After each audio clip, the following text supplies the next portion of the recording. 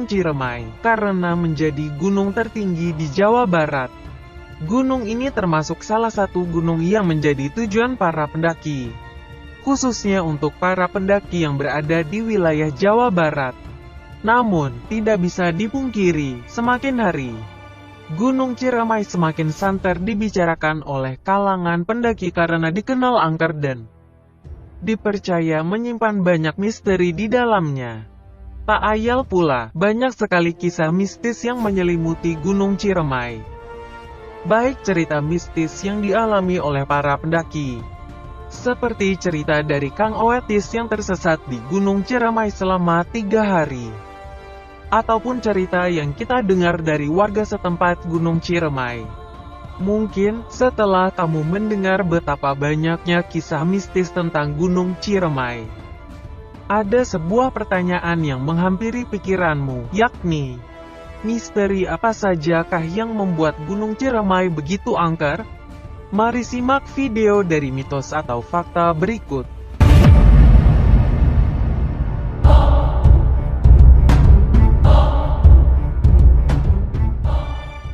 1. Batu Lingga, tempat bersemedinya Sunan Gunung Jati.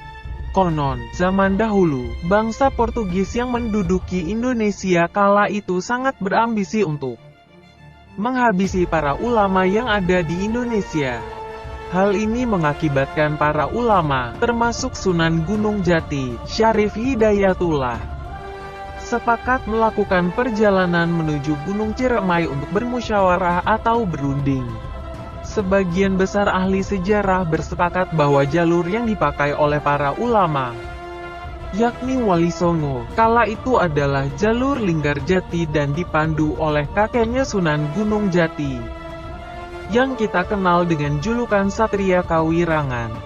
Namun, mungkin karena jalur Linggarjati begitu terjal dan usia sang kakek sudah tidak muda lagi, di tengah perjalanan, Satria Kawirangan memutuskan untuk berhenti mendaki, beristirahat di atas batu besar sambil duduk bersila dan mempersilahkan rombongan Wali Songo untuk meneruskan perjalanan mereka menuju puncak Gunung Ciremai. Bahkan, saat rombongan Wali Songo selesai bermusyawarah dan mengajak Satria Kawirangan turun, ia tidak mau turun karena dia merasa malu kepada dirinya sendiri. Satria Kawirangan memutuskan untuk tetap duduk bersila di atas batu besar tersebut. Dia tetap bersemedi sambil bermunajat kepada Allah SWT.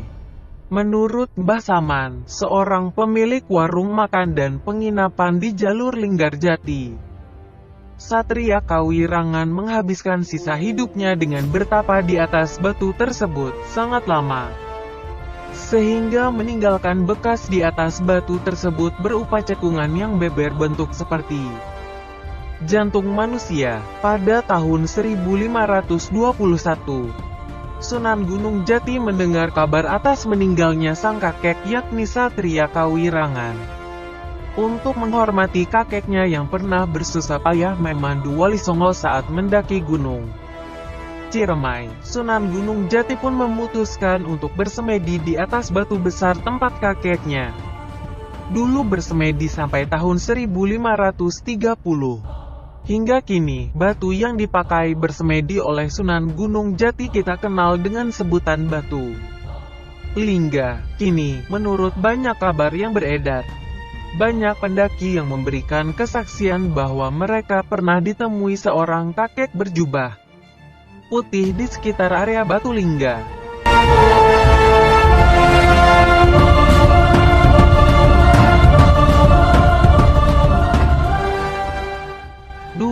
Penampakan Nyi Linggi yang ditemani 2 macan tutul.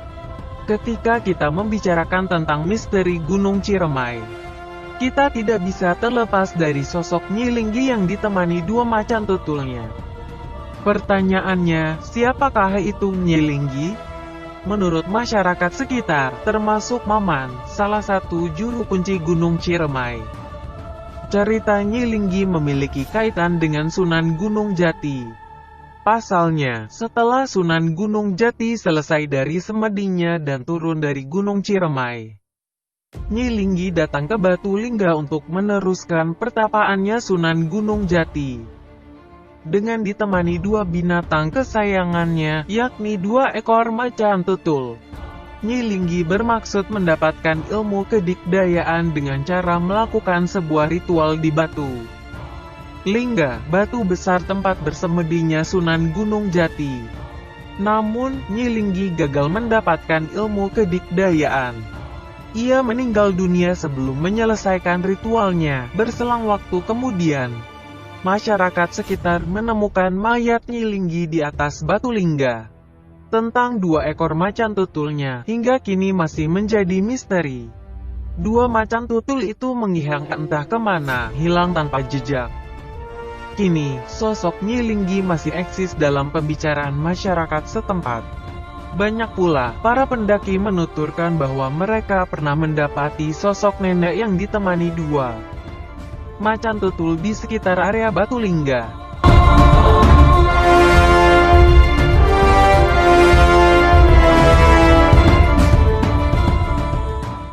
3. Suara gamelan Jawa yang santer terdengar oleh beberapa pendaki Gunung Ciremai. Bercerita sedikit tentang pengalaman pribadi, pada tahun 2014.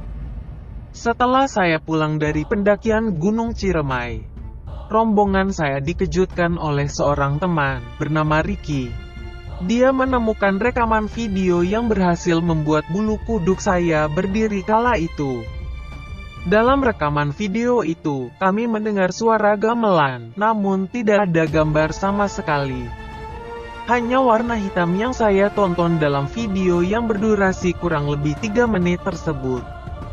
Menurut penuturan Ricky, selama pendakian, HP-nya itu mati karena kehabisan baterai. Aneh sekali, kenapa HP yang mati itu bisa merekam video yang memperdengarkan suara gamelan. Mengenai video itu, banyak pendapat yang muncul saat itu. Dimulai dari ucapan selamat datang dari penghuni Gunung Ciremai hingga pendapat yang mengatakan bahwa video itu adalah teguran karena kita terlalu banyak tertawa saat dalam pendakian. Tapi kami semua sependapat bahwa video itu adalah ulah makhluk halus yang lebih dulu tinggal di Gunung Ciremai sebelum kami melakukan pendakian itu. Setelah banyak bertanya kepada pendaki-pendaki yang sering melakukan pendakian di Gunung Ciremai, akhirnya saya mengetahui bahwa memang di Gunung Ciremai, sebagian para pendaki sering mendengar suara gamelan Jawa. Salah seorang anggota Akar, Anak Kuningan Alam Rimba, menuturkan bahwa suara gamelan Jawa itu berasal dari makhluk halus Gunung Ciremai yang bermaksud mengecoh konsentrasi para pendaki agar mereka keluar dari jalur pendakian.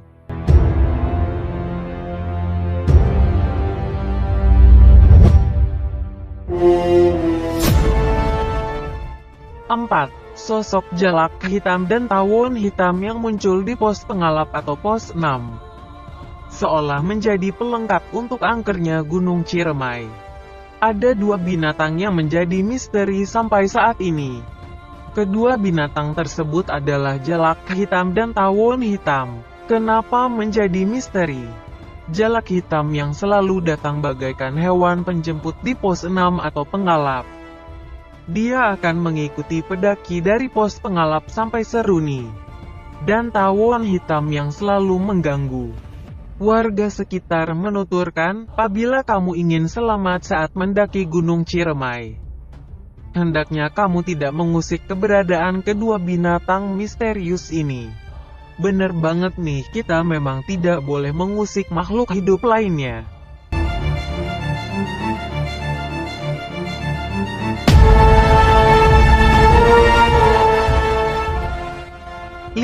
Misteri Tanjakan Bapatare, tanjakan yang paling menyiksa. Berada di jalur Linggarjati, di ketinggian 2200 mdpl. Kamu akan berhadapan dengan tanjakan yang terkenal di kalangan para pendaki. Tanjakan yang mampu membuatmu berjalan merangkak seperti komodo dan tanjakan itu bernama Tanjakan Bapatare. tidak kalah dari tanjakan cinta di Gunung Semeru. Tanjakan Bapatere di Gunung Ciremai pun syarat akan sejarah kenapa tanjakan yang satu ini dinamakan Tanjakan Bapatere. Ada dua alasan yang berbeda. Pertama, tanjakan ini bernama Bapatere karena treknya yang garang dan menyiksa, sebagaimana perlakuan seorang ayah tiri kepada anak tirinya. Alasan yang lain adalah, dahulu ada seorang ayah tiri yang mengajak anaknya mendaki Gunung Ciremai. Saat keduanya turun, nasib naas untuk sang anak. Ayah tiri itu membunuh sang anak tepat di atas tanjakan garang ini.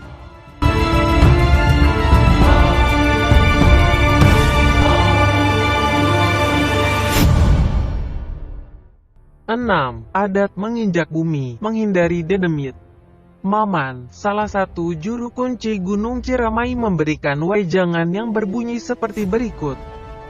Apabila kamu memasuki wilayah Gunung Ciremai, hendaknya hentikan dulu langkahmu. Injaklah bumi sebanyak 3 kali dan ucapkanlah salam, Assalamualaikum.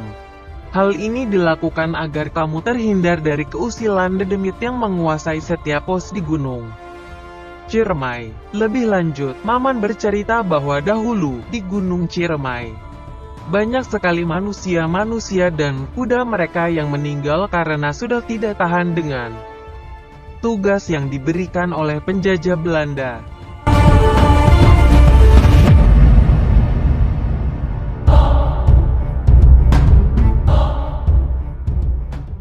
Tujuh, pantangan saat melakukan pendakian di Gunung Ciremai. Menurut warga sekitar, saat kamu hendak mendaki Gunung Ciremai, ada 4 pantangan yang harus kamu jauhi.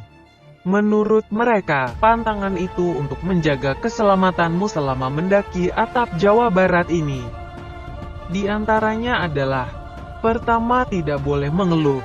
Kedua, memegang lutut. Ketiga, kencing dan buang air besar sembarangan. Keempat, selalu mengucapkan salam saat berjumpa dengan setiap pos pendakian.